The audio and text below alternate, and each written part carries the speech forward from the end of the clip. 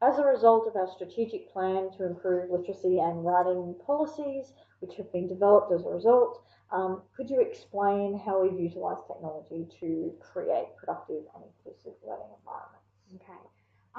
So at the beginning of last year, a new policy was enacted whereby each student at the end of period two before morning tea were expected to engage in the writing process for 10 minutes to build writing resilience.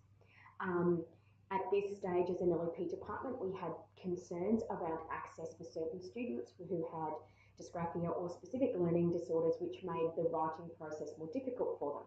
Because we had to try and enact this across the senior school itself, and we had so many teachers involved, and there wasn't just one classroom teacher who might be dealing with the same student on the same day, we needed to create some kind of policy or procedure for teachers so they knew who had the requirement or qualified to use a laptop, because we certainly didn't want to give laptops to students who don't qualify or don't meet particular diagnoses to be able to be provided with one.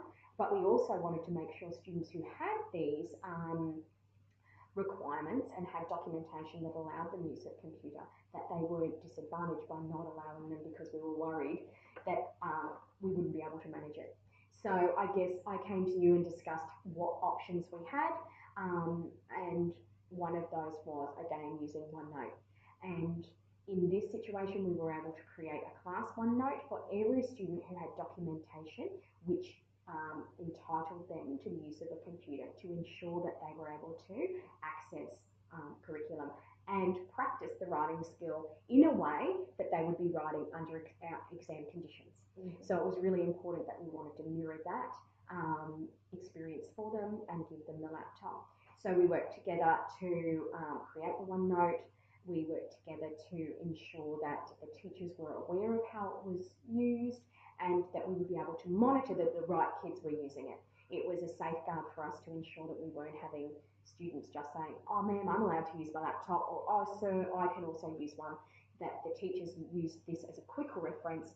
If they didn't have a class page, because they had this shared with them, they knew that the student didn't qualify, and we were able to quickly deal with any issues in relation to ensuring the right kids had the right technology, and then kids who weren't entitled weren't then being able to claim the right of usage, because I guess that's really important too, yeah, that we're meeting that legal responsibility that we have to ensure that we're providing the right supports but not over supporting.